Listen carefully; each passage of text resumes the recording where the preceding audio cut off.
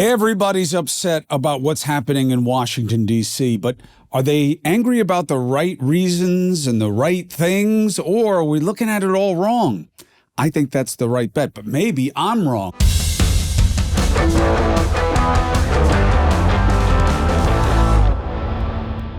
I'm Chris Cuomo. Welcome to the Chris Cuomo Project. I wanted to bring in the inimitable duo of Greg and Amrish to talk about not just how much they love producing this podcast with me, but to discuss what's happening in D.C. and show how generationally, politically, personally, this issue lights people up. So, what's happening?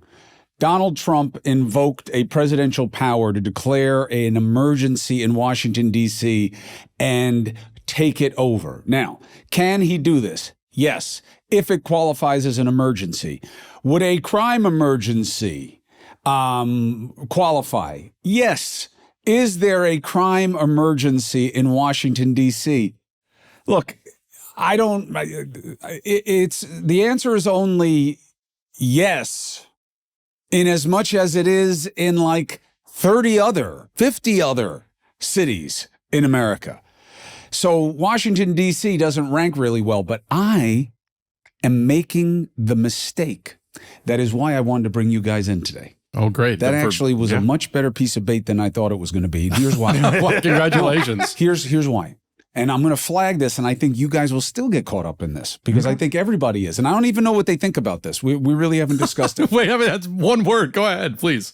I'm making it sound like I am not really in love with the idea of trying to address crime in Washington, D.C.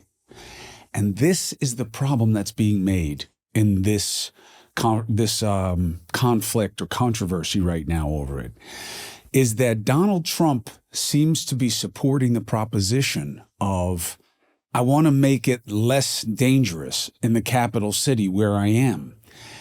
That is a winning political, and you could argue practical argument.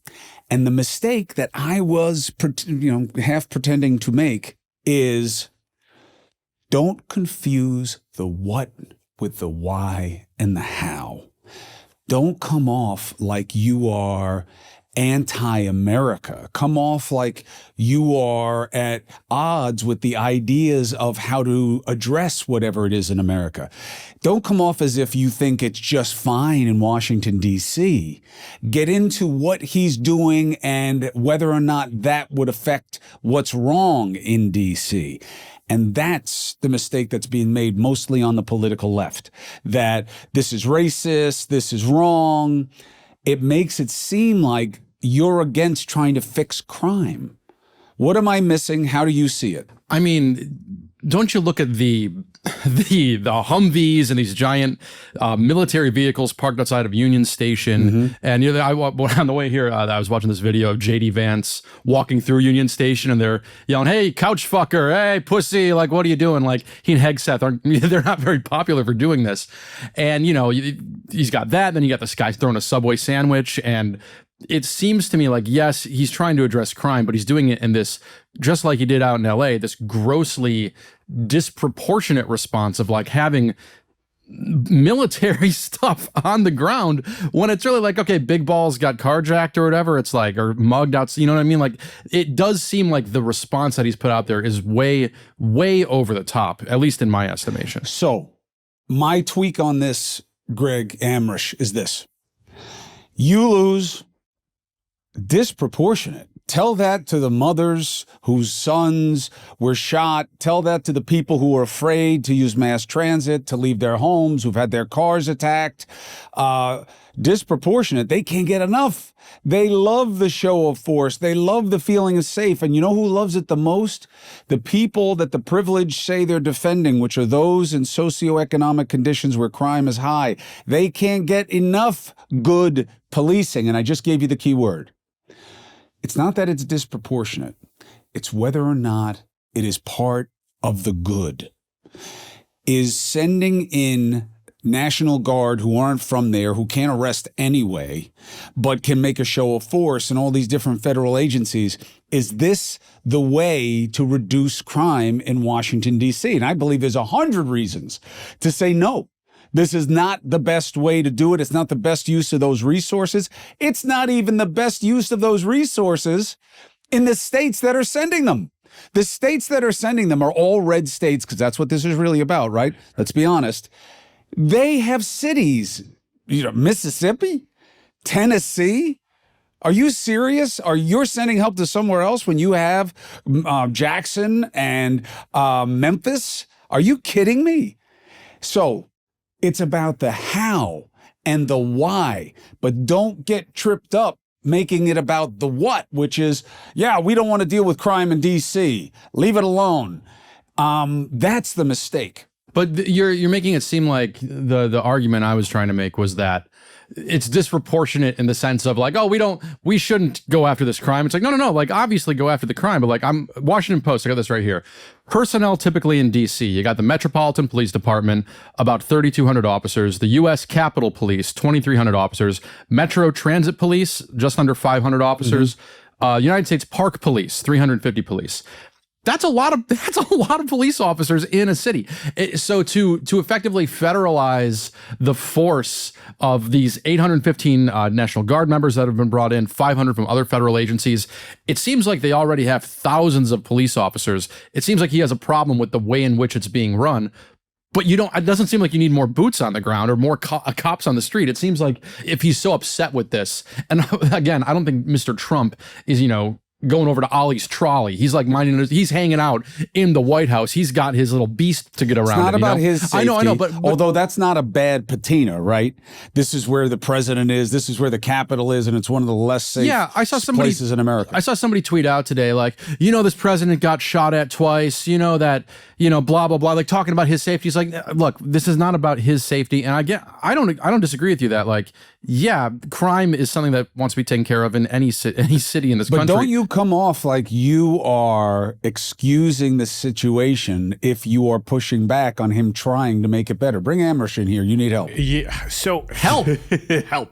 So what first and foremost, before I even take political stances or anything like that into like consideration, the first thing that comes into my mind as someone just, of my generation, I think this is a test to see how far one could do this across the whole country. Because if you look at the violent statistics in DC, it's actually at some of its lowest has been in a 30-year point.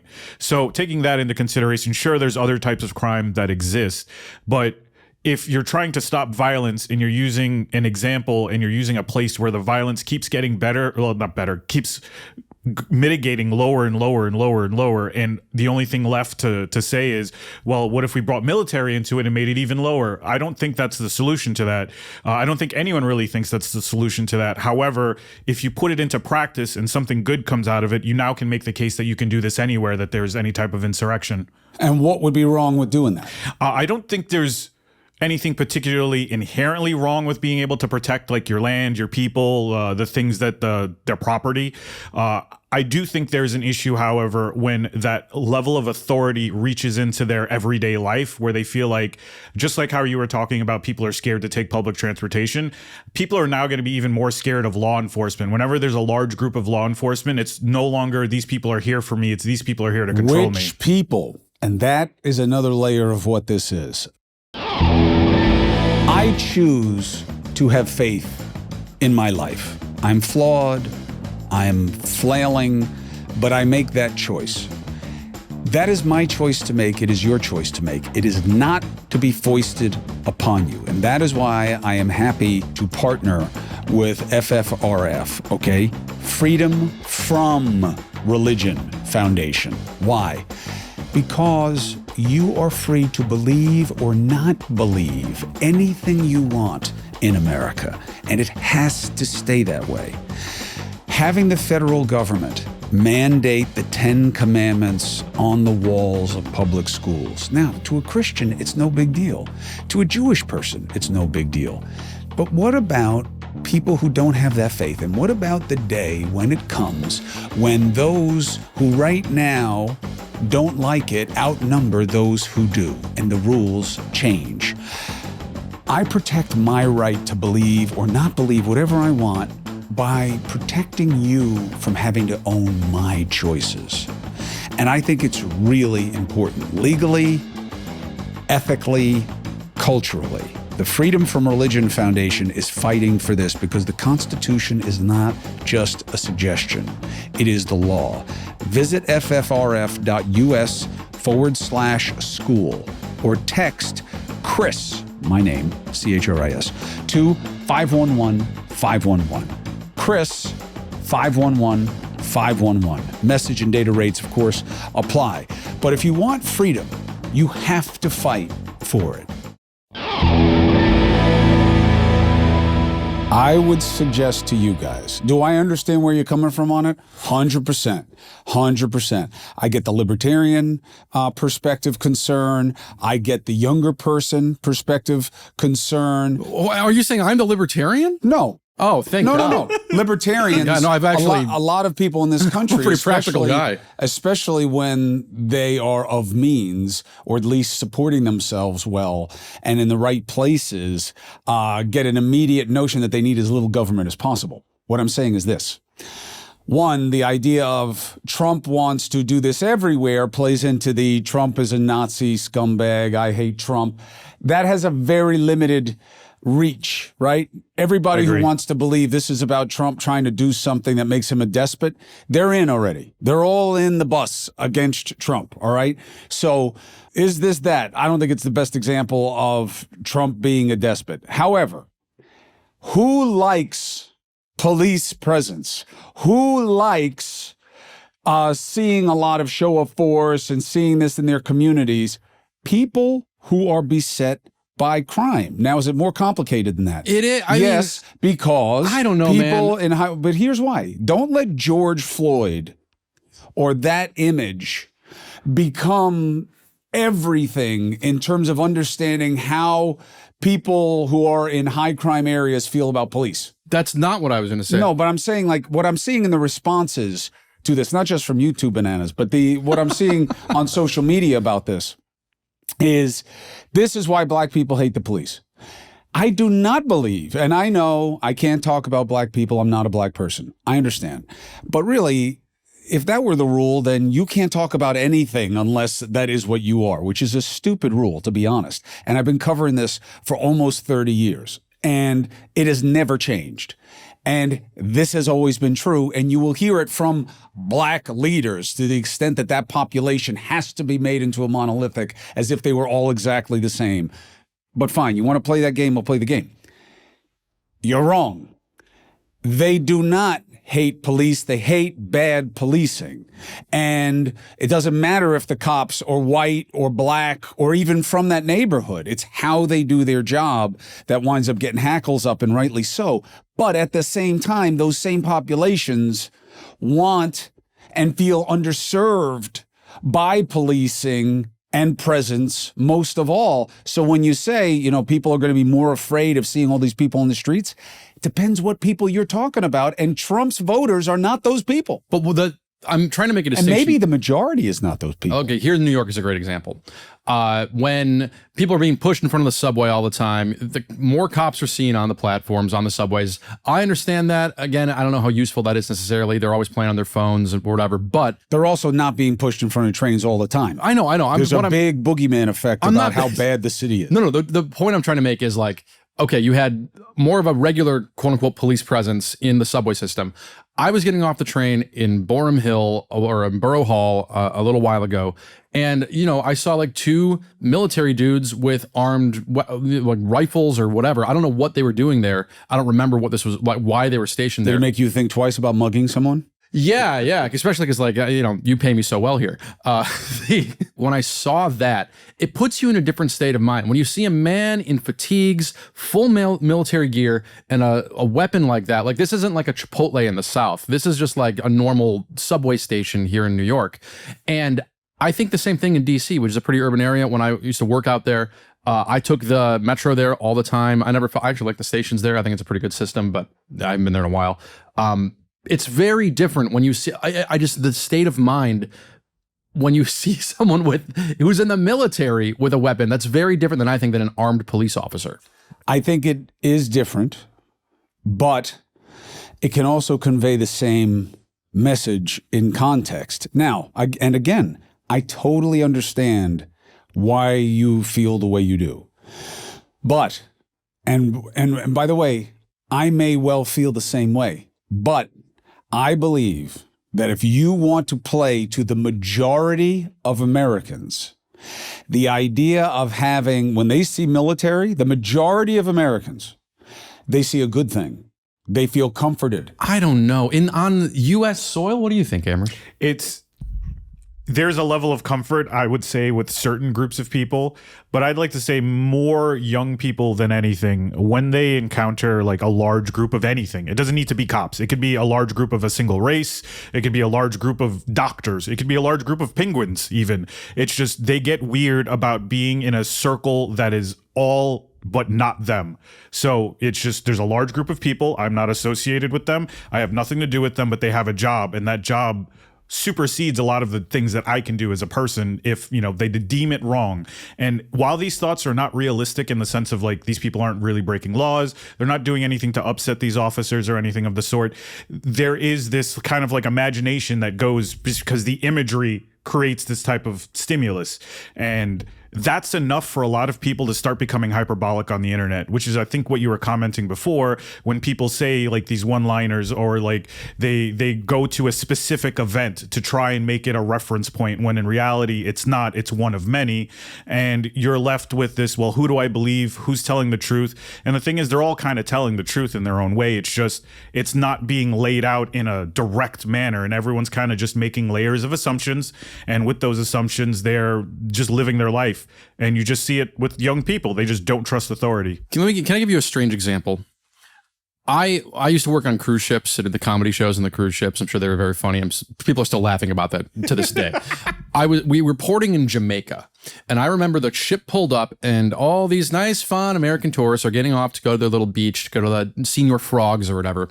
And there were these armed guards with automatic weapons coming off the gangway all the way down this little tourist thing to get to your little Senior Frog or Margaritaville or whatever. The state of mind that put me in and the other people I was working with, and I'm sure some of the vacationers are like, wait a second, I thought this was a safe place. Well, presumably it is a safe place because look at these men, look at these giant guns they have. But for this relaxation, this like recreation, I'm going on vacation, it just psychs me out. I'm like, wait a second, I thought, why do all these guys with guns here? And DC, a place where there are excellent parks, there are excellent museums, it's a very family-friendly place, at least in the National Mall from my experience there. The idea that now you're having outside of, all of these monuments and stuff, you got the guys, tourists are taking pictures in front of the vehicles, and it's like, it seems so over the top that I think psychologically it just, I don't agree that it's like, that it is putting people in like a good, oh, it must be safe. It's like, no, it's like things are out of control, but it looks like it's out of control because these guys are here. I think it is, of course, about perspective, but I am very unconvinced that it doesn't play better with the majority than it does with young people, anti-establishment people, lefty, far lefty. I get why they're all upset. I just don't think Trump cares about them, and I think that's why he picked D.C. I also think he picked D.C. because that's where he is. Yeah. But I think that the place is known as a crime den. Is that fair? No. They do pretty lousy in crime per capita.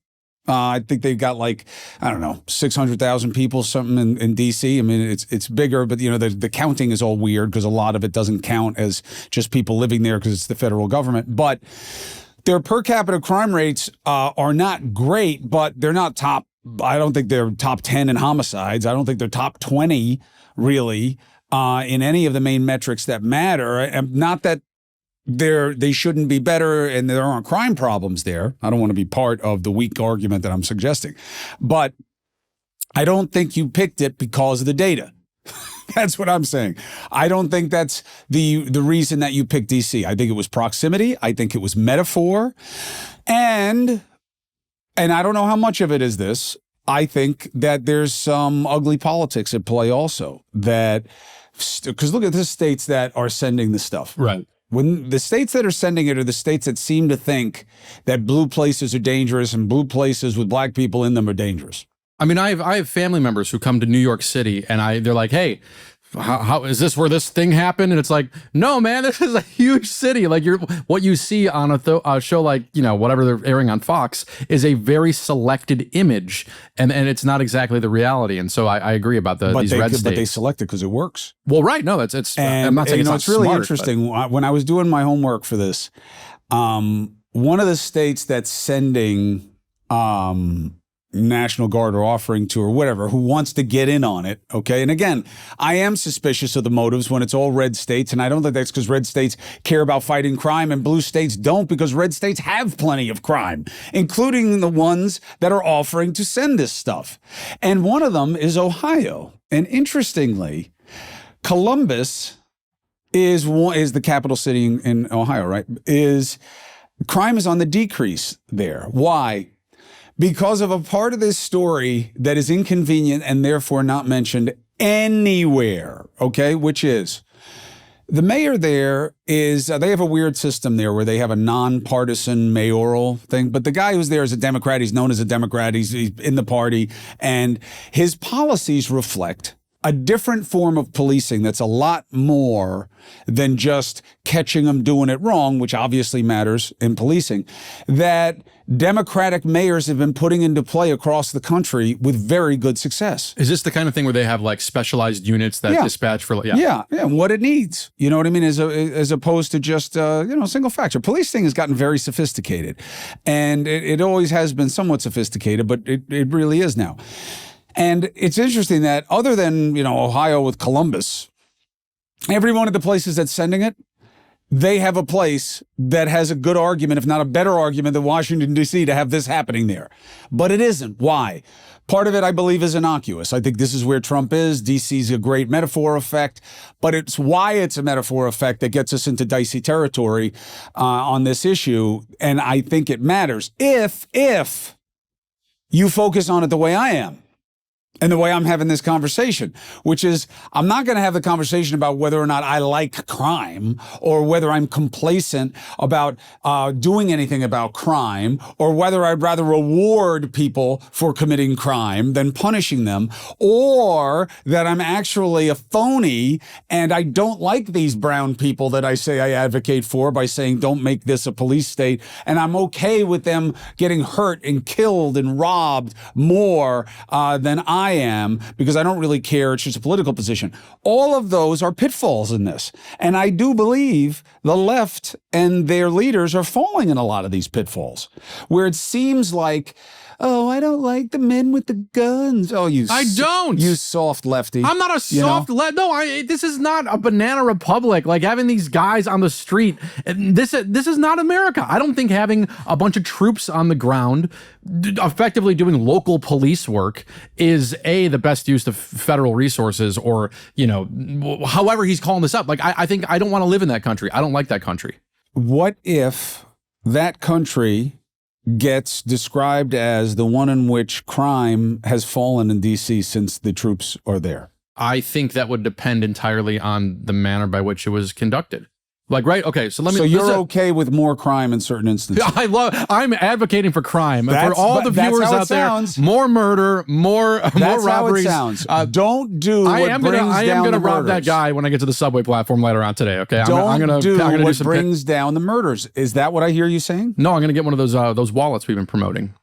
What is it? The metallic one? Yeah. But that's what it sounds like. It sounds like you're against what's making it safer. I am against the haphazard manner by which Mr. Trump and his ilk are conducting this, much like he did out in Los Angeles. Having this giant force descend on something which is effectively a local issue. Why is he concerned with a local issue when I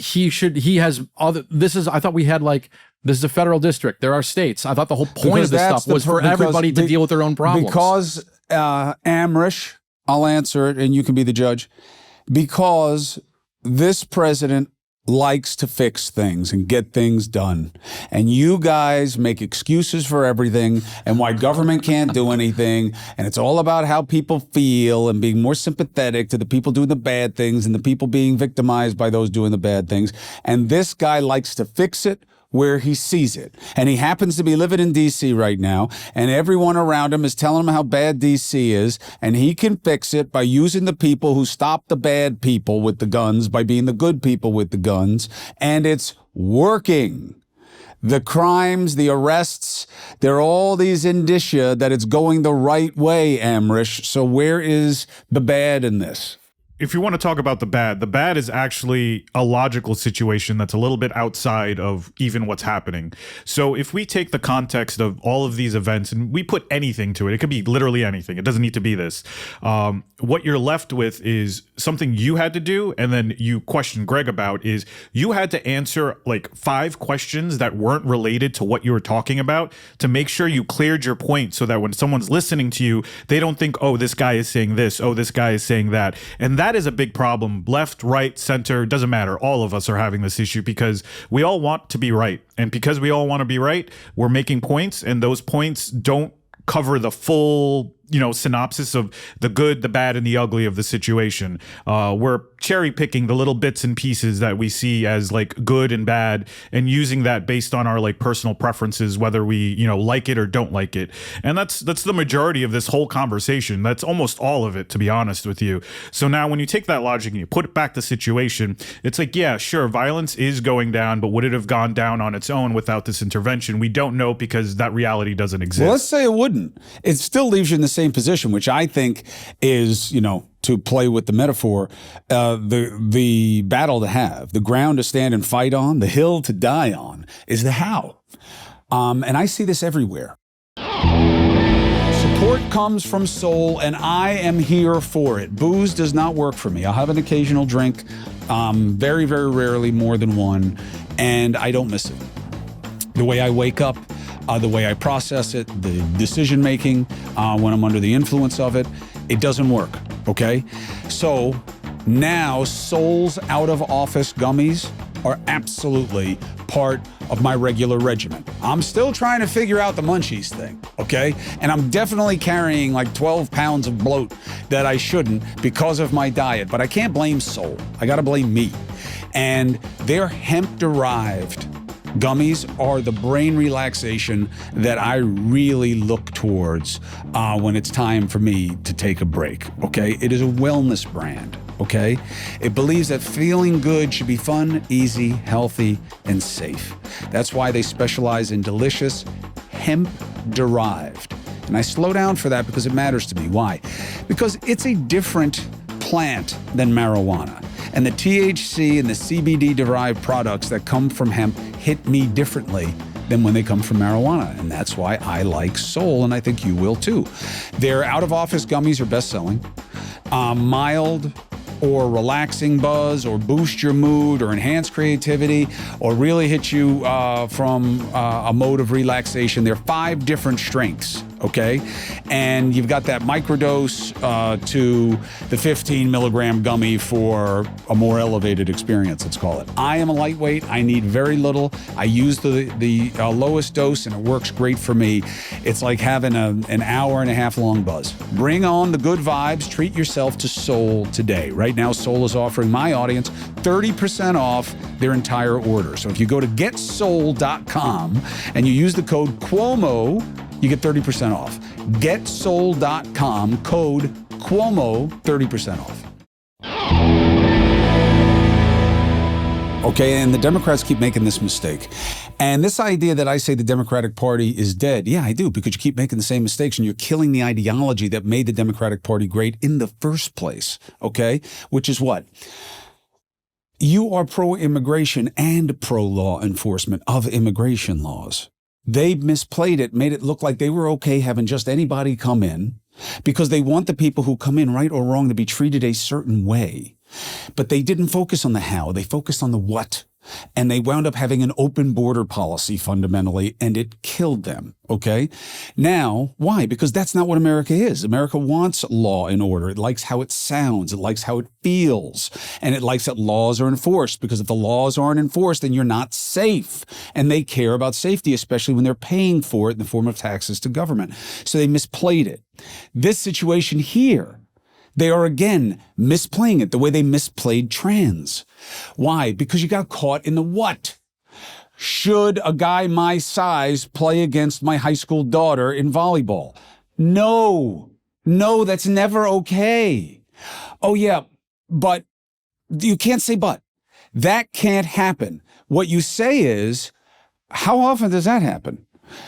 Well, like there's 2-3 cases across the country. Okay, those were wrong, but it doesn't make trans wrong. It doesn't make their participation wrong.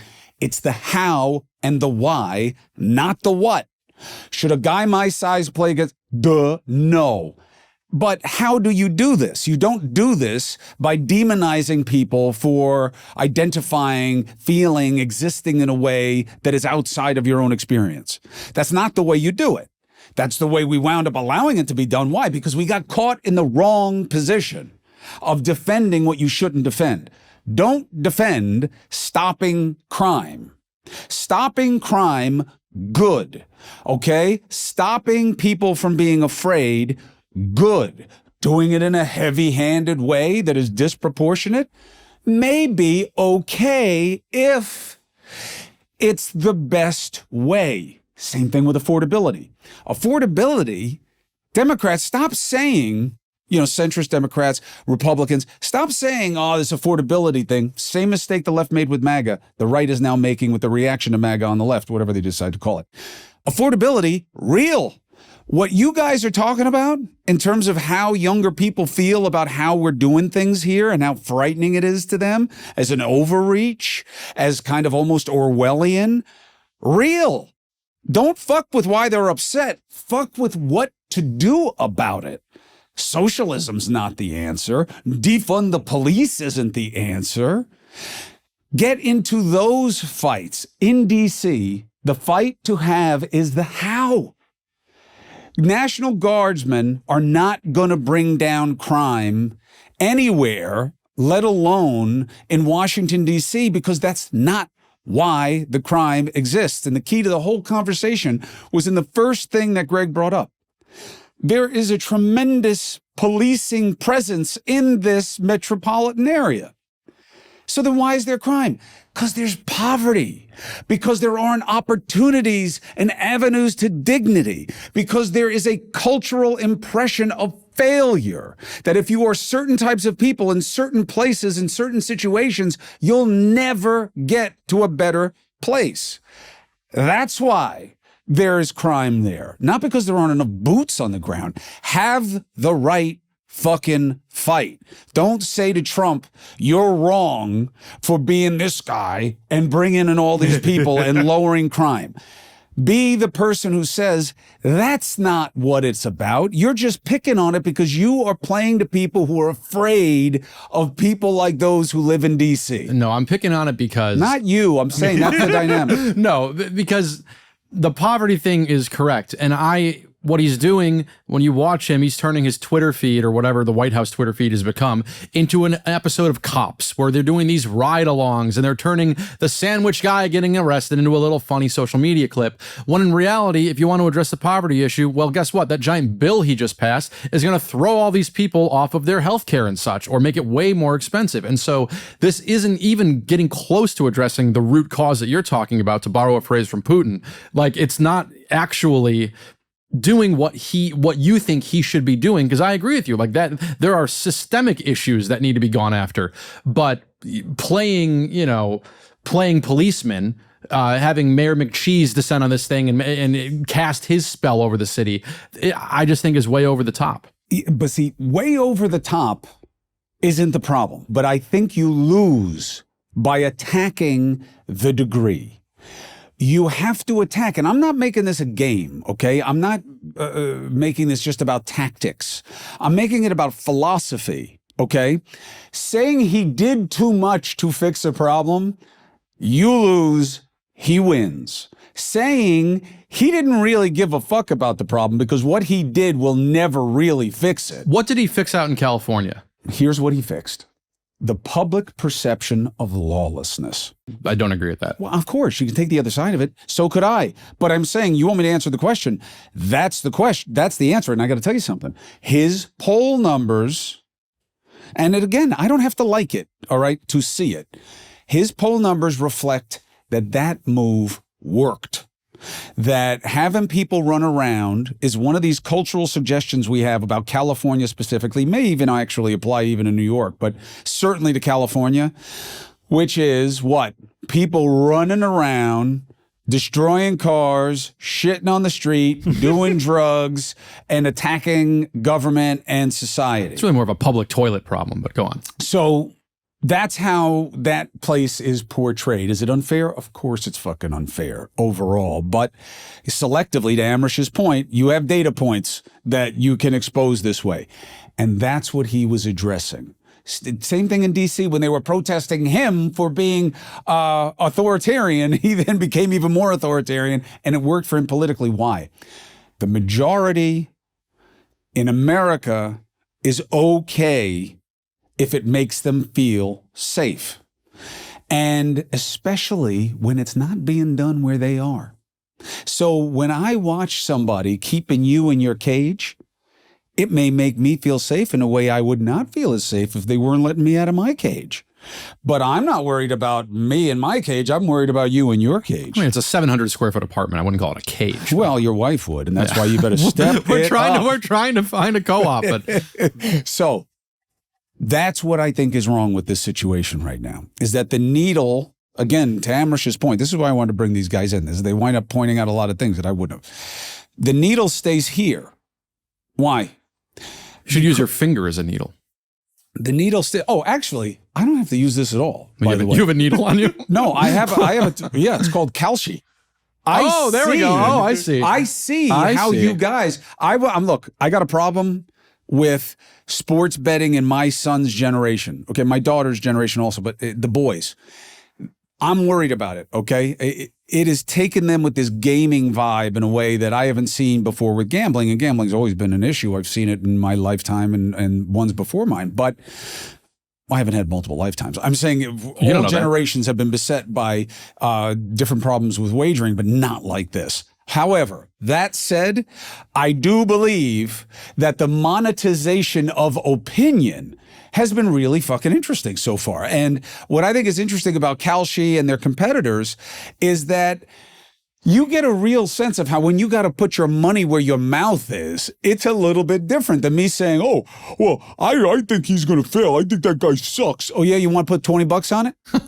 Well, I don't know that I want to put $20 on it. Well, why not? Well, because, he could win. Oh, all right, you were just saying he can't win. So I think it's very interesting how when people have to bet on what it's going to be, sure, it can still fuel different cynical tendencies and ideas about what's going to happen. But I do think it's interesting in the same way that when you look at the score line, the money line on games, that when guys are in the business of winning or losing money on whether or not they're right about who's going to win, they get pretty damn close. And I think that we're going to see a trend in our politics where the betting markets wind up being as relevant as any other measure. So what does Kalshi tell us? What do people give a shiznit about when it comes to this, and how so? Well, there's a couple of relevant ones. Will Trump's federal takeover of D.C. be extended? Because if I'm not mistaken, you would be more up on this, but he has 30 days. He can do whatever this emergency is. The answer is going to be yes.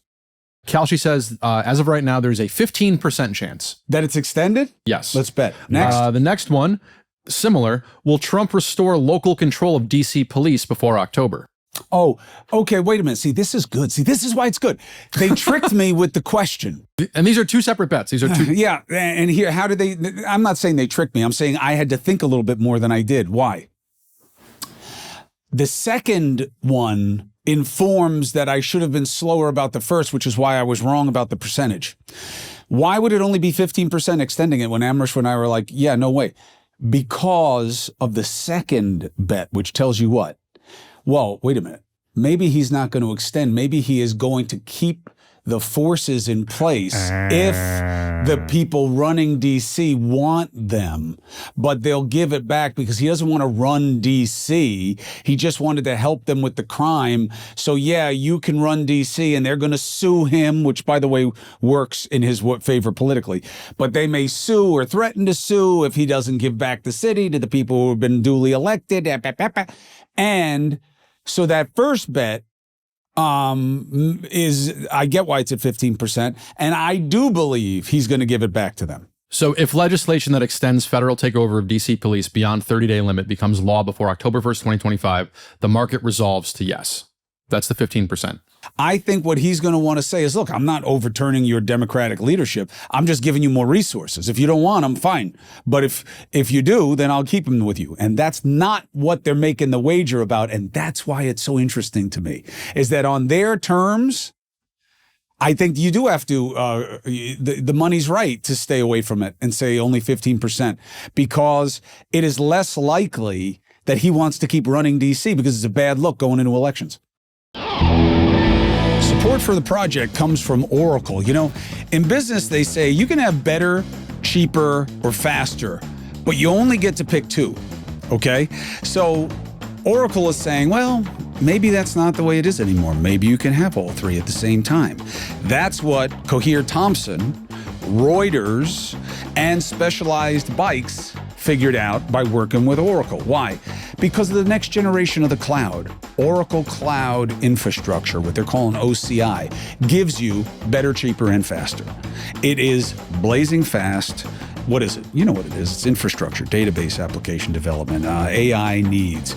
You know, you can run any workload and it's going to be high availability. It's going to be consistently high performance. And from a price point, you're going to be, 50% less for compute, 70% less for storage, 80% less for networking. Lower latency, higher bandwidth versus other clouds. So right now with zero commitment, you can try OCI for free. You can go to oracle.com/CCP for the Chris Cuomo project, oracle.com/CCP, and try it for yourself. Well, here's another one that's pretty relevant. What will be the 51st state? Ooh. Puerto Rico, 7% chance. Any part of Canada, 6% chance. DC, 4% chance. Any part of Greenland, 3% chance. So there's less of a chance that DC would become a state than Saskatchewan or pick a province. But there, first of all, the reason why to use a different app, DC is not going to become a state is because there's absolutely no momentum for it to do, because it's already a constitutionally devised and federally authorized district. I thought the trick would be you take like all the the White House and the monuments and you shrink the district and you make everything else the state. But why? Two more how senators. many people would you have in the state? 400,000? Okay, but 400,000 is also less than one of the Dakotas? You know what I mean? I think it's to balance that out a little bit. If you had 400,000 people, let's give them 500. If you had 500,000 people, where'd that rank you as a state?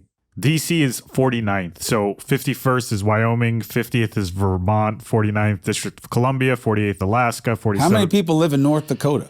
783,000. Yeah, this thing says 796, 568. That's about 700,000 more than I was expecting.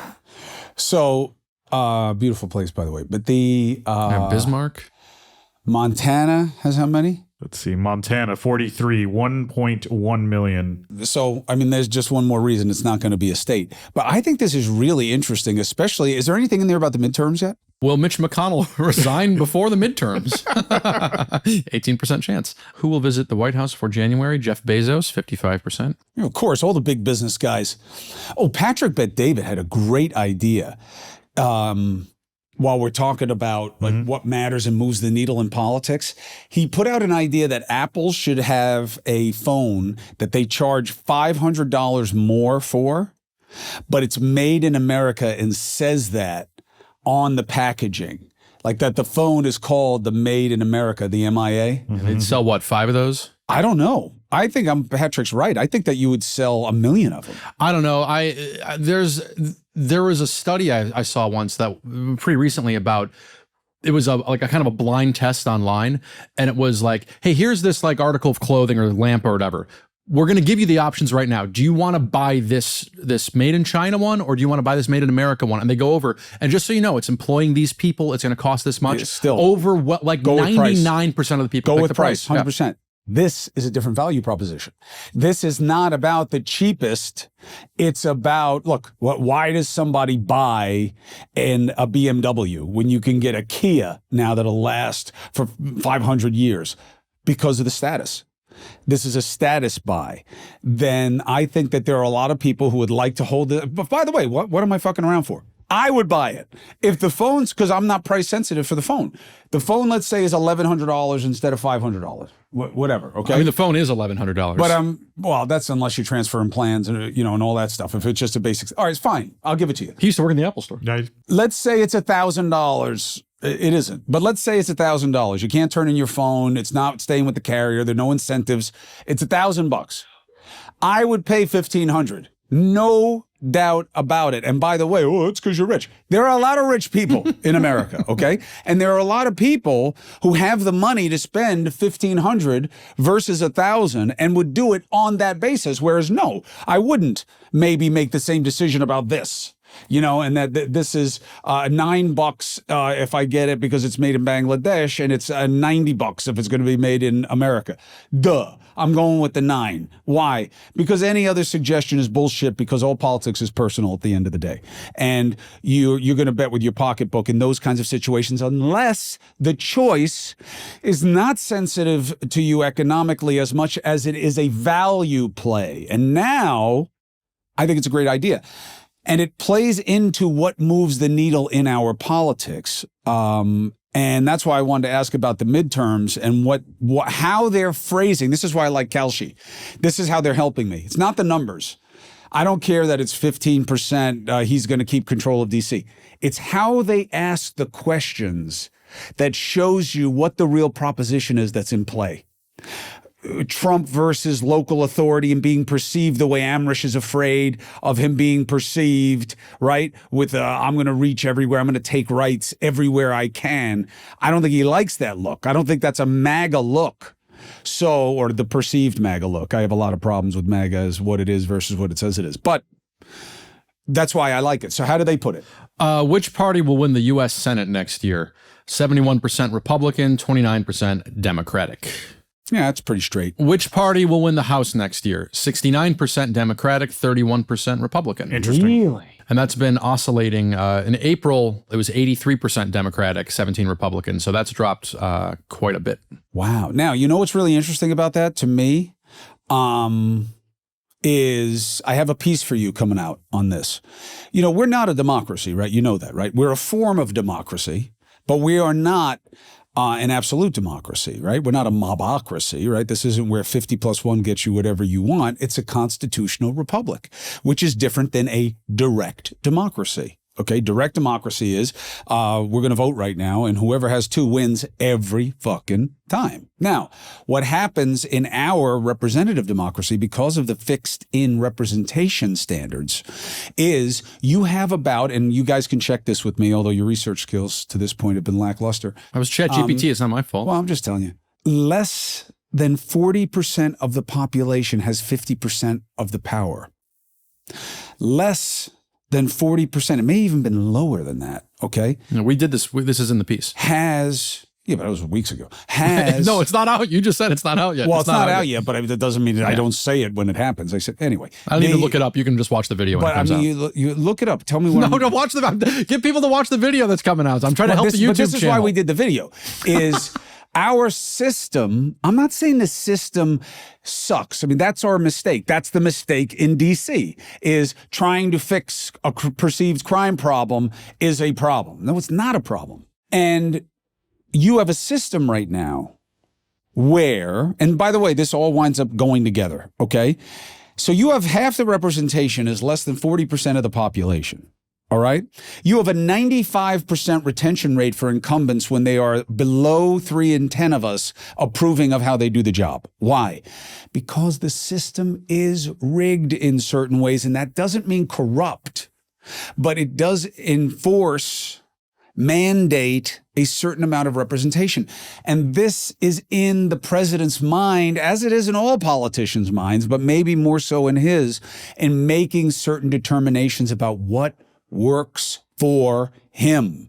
And the people who are spooked about the guys with guns, the people who are spooked about the overreach, a lot of them are in MAGA, unless the overreach is in favor of what they like, which is one of the craziest things to me, which is why I must reject MAGA and I must reject its fringe left opposite, because these people are violating their own principles out of some really perverse sense of pragmatism. So you're against the state because of what they did with COVID, but when it comes to you doing what you like the state doing, then it can overreach just as much or more. By having almost a posse comitatus infringement, a constitutional right so old and embedded, we still refer to it in Latin. He may overreach on that, and you're okay with that because you're okay with who he's doing it to. But with a vaccine that he said was the best vaccine in the world ever, and you all clapped like this, as soon as that got sold to you as something you were being forced to do, you didn't like it because you're not the person you want to see forced to do anything. But when it's the people in D.C. who you may not have the same affinity with or to, then you're okay with it. That's my problem with these movements, is that they're exaggerated and they don't stick to what they're supposed to be about. But the midterms are absolutely what the D.C. play is about. And by the way, great distraction from the economy. Great distraction. I am worried about the economy. I called my guys today. What guys? The two guys at Wells Fargo, where all my checking accounts are and all that stuff. I believe the pressure on prices is real. I believe the Fed's ability to fuck with rates to offset that is not enough. Because why? Because there's so much fake money in the system already. There's so much inflationary pressure in the system. Well, but inflation's not that high. That's the rate of increase of inflation. There is already so much money in the system that we are in a very sensitive spot. And I'm worried about it. So is the President of the United States. And this issue is a great get it done, promises made, promises kept. And it's a great distraction from ICE, even though it's somewhat related from the perspectives that we've been hearing here. It's kind of the same kind of messaging, but it's a distraction from that. We're not talking about ICE. We're talking about bad guys in Washington, D.C. that all the people in D.C. say they want gone.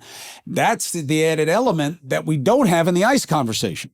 What you don't have in the ICE conversation are people in these communities saying, we want more people with masks coming in here and taking people that we love and need in our communities. You don't have that.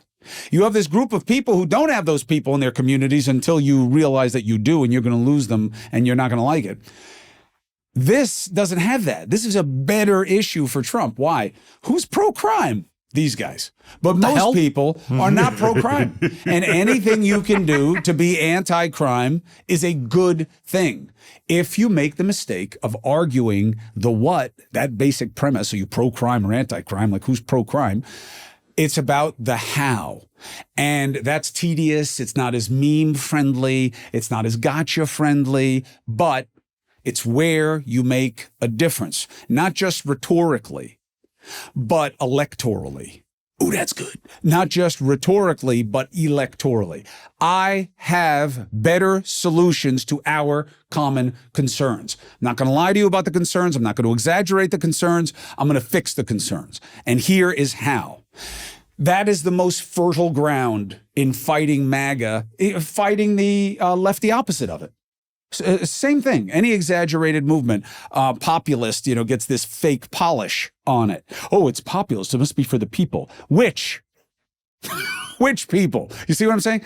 So thank you, Kalshi, for helping us figure out how to frame some of these questions and giving us a different feel for what they're about in terms of how the outcomes will be affected. Very cool, even if I'm going to lose a lot of money.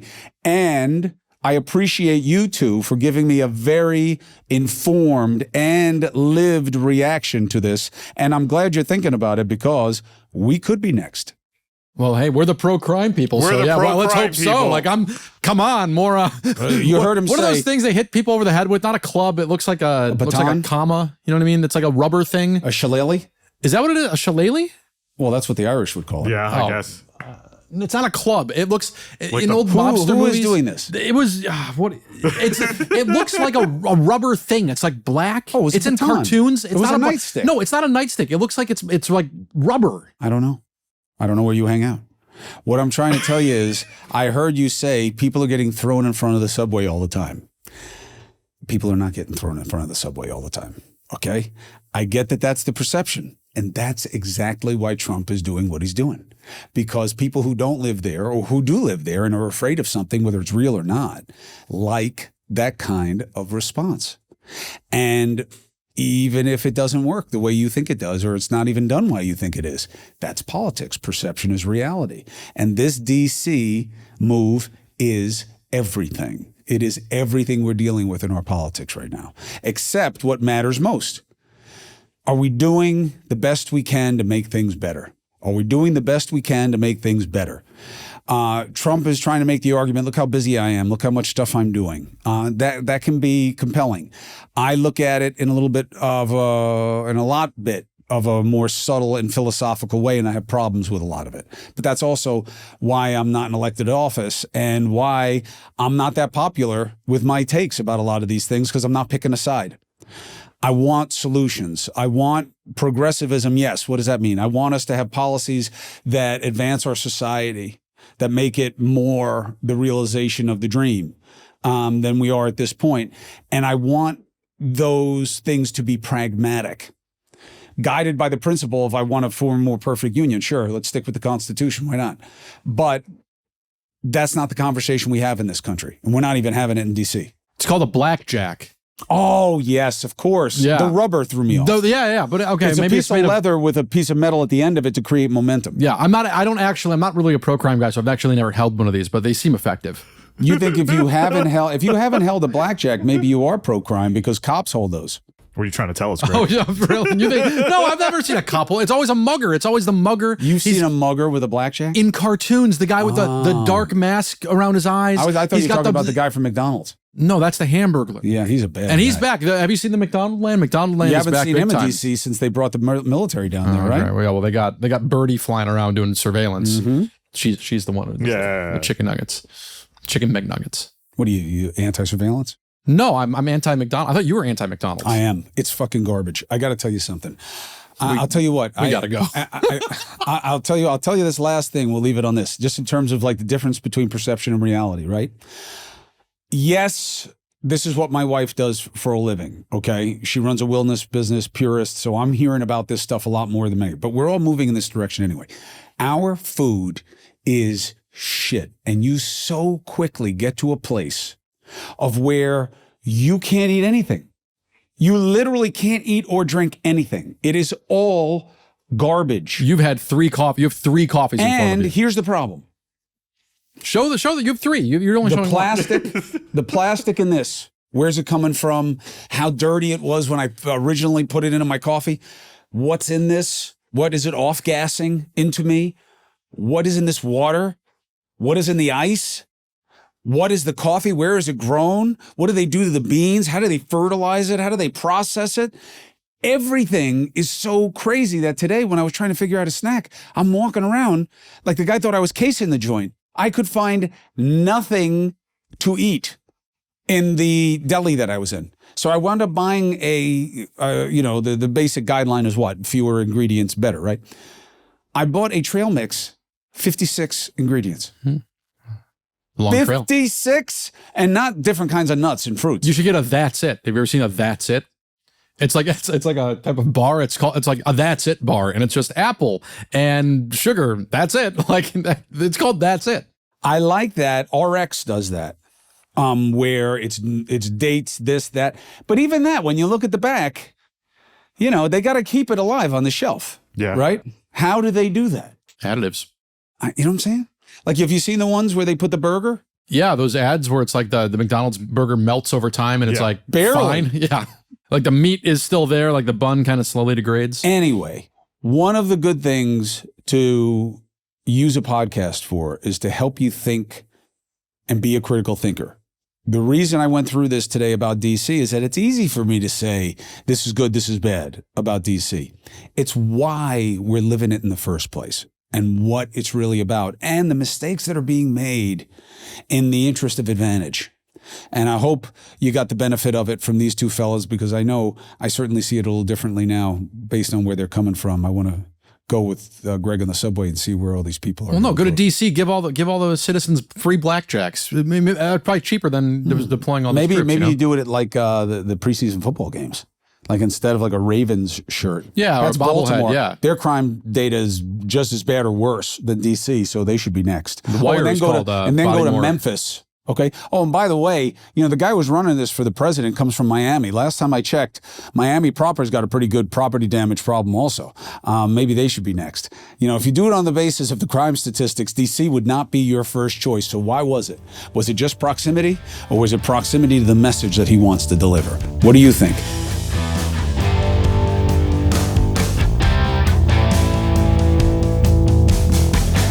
Thank you for subscribing and following. Thank you for checking me out on News Nation, 8 p and 11 p every weekday night. Be an independent.